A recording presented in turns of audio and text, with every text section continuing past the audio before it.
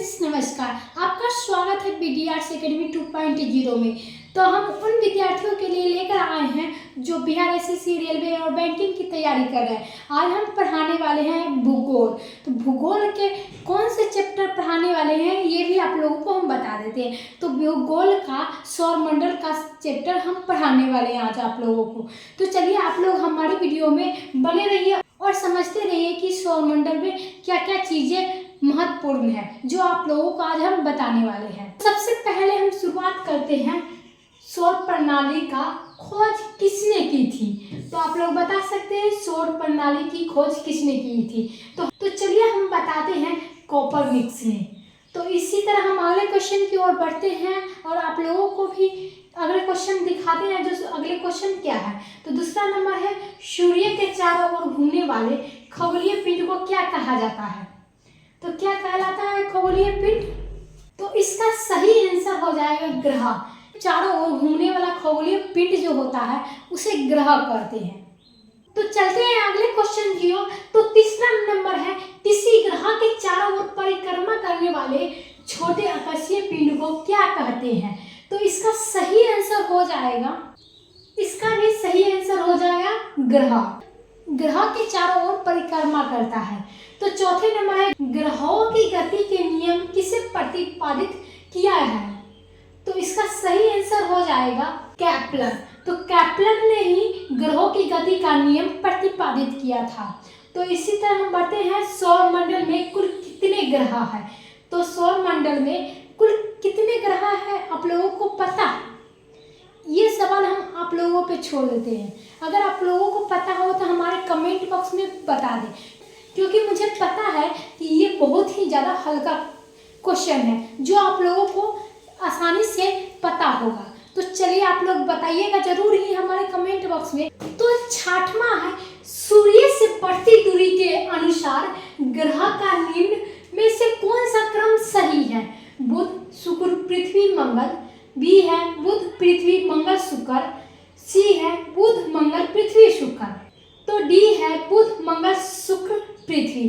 तो इसमें से सही क्रम कौन है ये चुनना है हमें।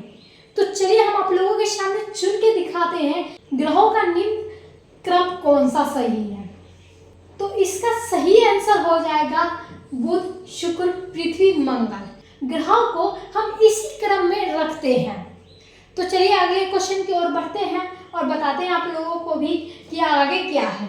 पृथ्वी से बढ़ती दूरी के अनुसार ग्रहों का निम्न में से कौन सा क्रम सही है। तो इसका भी उसी तरह से हम देखेंगे। तो ये भी उसी तरह, मंगल, शुक्र, बुध, बृहस्पति। शुक्र, मंगल, बुध, बृहस्पति। शुक्र, बुध, मंगल, बृहस्पति। मंगल, शुक्र, बृहस्पति, बुध। तो इसका सही आंसर हो जाएगा शुक्र, मंगल, बुध, बृहस्पति। तो चलते हैं आठवें क्वेश्चन की ओर। आकार के अनुसार सौरमंडल के ग्रहों के अवरोही क्रम है। तो इसका भी उसी तरह है जैसे कि बढ़ती क्रम के अनुसार। तो ये है सौरमंडल के अवरोही क्रम। तो चलते हैं इस वीडियो की ओर। पहला में आप लोग देख सकते हैं, बृहस्पति, शनि, अरुण, वरुण, पृथ्वी, शुक्र, मंगल और बुध। बी है बृहस्पति, शनि, वरुण, अरुण, पृथ्वी, शुक्र, बुध और मंगल। सी है बृहस्पति, शनि, अरुण, वरुण, पृथ्वी, बुध, मंगल और शुक्र। डी है बृहस्पति, शनि, अरुण, वरुण, शुक्र, पृथ्वी, मंगल और बुध। तो इसका सही आंसर हो जाएगा ए। इसका सही आंसर हो जाएगा ये, बृहस्पति, शनि, अरुण, वरुण, पृथ्वी, शुक्र, मंगल और बुध। तो इसी तरह हम चलते हैं अगले क्वेश्चन की ओर। तो आप लोगों को समझ में आ रहा होगा तो हमें कमेंट बॉक्स में जरूर ही बताइएगा, और आप लोगों को कोई भी दिक्कत हो तो हमें कमेंट बॉक्स में जरूर बताइएगा। तो नौवां है, निम्नलिखित में से कौन सा सौरमंडल का भाग नहीं है। तो इसका सौरमंडल का भाग निहारिका नहीं है। सूर्य के चारों ओर चक्कर लगाते ग्रह का वेग नियत रहता है। अधिकतम होता है जब सूर्य के समीप होता है। अधिकतम होता है जब सूर्य के समीप होता है। कुछ नहीं कहा जा सकता है। इसका सही आंसर हो जाएगा, अधिकतम होता है जब सूर्य के समीप होता है। तो 11वां नंबर है अंतरिक्ष के कुल कितने तारामंडल है।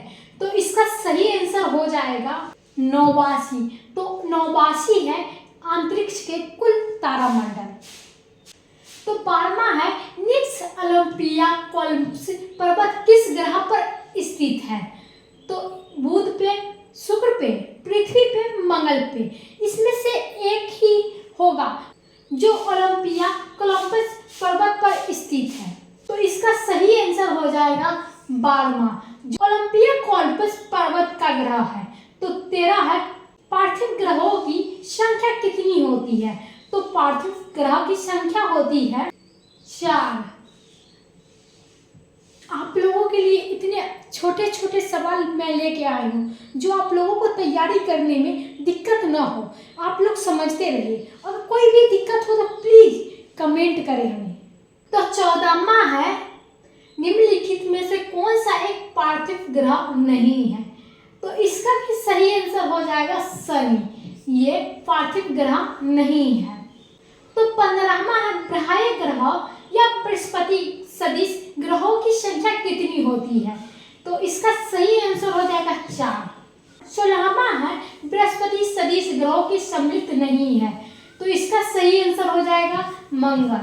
17वां है निम्नलिखित में से किन 2 ग्रहों को छोड़कर शेष सभी ग्रह सूर्य के चारों ओर बराबरता करते हैं। सही आंसर हो जाएगा ये नहीं, इसका पृथ्वी और शुक्र भी नहीं है, अरुण और वरुण भी नहीं है। तो इसका सही आंसर हो जाएगा शुक्र और अरुण। तो 18वें है सौर मंडल का जन्मदाता किससे कहते हैं। तो सौर मंडल का जन्मदाता हम इसे कहेंगे सूर्य को, क्योंकि सूर्य को सौर मंडल पढ़ने में ही सौर मंडल, तो सूर्य और सौर मंडल एक ही है, इसीलिए उसे जन्मदाता सूर्य ही कहते हैं, क्योंकि सूर्य से ही सौर मंडल का जन्म हुआ है। तो 19वां है ब्रह्मांड में विस्फोटी तारा कहलाती है। तो ये हो जाएगा अभिनव तारा। तो 20वां है सौर प्रणाली की खोज किसने की थी। तो इसका सही आंसर हो जाएगा कोपरनिकस ने। कोपरनिकस ने ही सौर प्रणाली की खोज की थी। तो चलते हैं अगले क्वेश्चन की ओर। निम्नलिखित में से कौन सा ग्रह नहीं है जिसे प्राचीन भारतीय ग्रह मनाते हैं। तो इसका सही आंसर हो जाएगा सूर्य ग्रह। सूर्य ग्रह नहीं है, ये प्राचीन भारतीय ग्रह मनाते हैं। जैसे कि मतलब भारत में सूर्य ग्रह लगा है, ये हम कहते हैं, लेकिन ये कोई नहीं कहता कि सूर्य एक ग्रह है। ये मंगल ग्रह है, शुक्र ग्रह है और शनि भी ग्रह, लेकिन ये नहीं है सूर्य ग्रह। अगले क्वेश्चन की ओर बढ़ते हैं और आप लोगों को और भी जानकारी देते हैं हम। तो 22वां है सूर्य के मध्यम भाग को क्या कहा जाता है। तो सूर्य को मध्यम भाग को हम अस्त्रमंडल कहते हैं। सूर्य के संगठन में सहायक गैस है, पहला है ऑक्सीजन और कार्बन डाइऑक्साइड, बी है हीलियम और ऑक्सीजन, और सी है हीलियम और नाइट्रोजन, डी है हाइड्रोजन और हीलियम। तो इसका सही आंसर हो जाएगा हाइड्रोजन और हीलियम। और 24वां है सूर्य के ऊपर भाग को क्या कहा जाता है। सूर्य को ऊपरी भाग को क्या कहा जाता है, ये क्वेश्चन में आप लोगों से पूछा जा रहा है। आप लोग बताएंगे? चलिए, आप लोग नहीं बताएंगे तो हम ही बता देते हैं। सूर्य के ऊपरी भाग को क्या कहते हैं।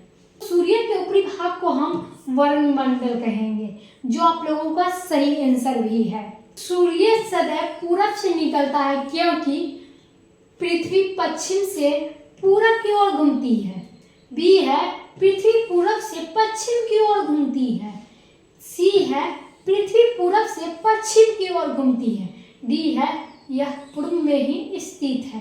तो इसका सही आंसर हो जाएगा पृथ्वी पश्चिम से पूरब की ओर घूमती है। 27वां है नागों में अर्धरात्रि किस समय सूर्य कब दिखाई देता है। तो इसका सही आंसर हो जाएगा 21 जून को दिखाई देता है सूर्य। तो 27वां है एक ग्रह की अपने कक्ष में सूर्य से अधिकतम दूरी को क्या कहा जाता है। तो इसका सही आंसर हो जाएगा अपसौर। अपसौर कहलाता है सूर्य से अधिक दूरी को।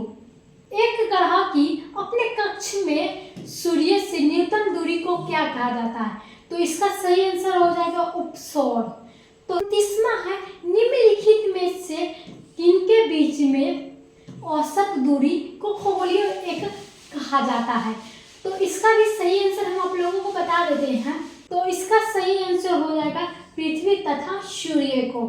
तो आप लोगों के सामने सबसे लास्ट क्वेश्चन है जो आप लोगों को 30वां नंबर है।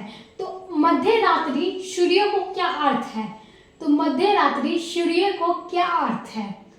संध्या प्रकाश, उदीयमान सूर्य, बहुत चमकदार चंद्रमा, सूर्य की ध्रुवीय वृत्त में देर तक चमकना।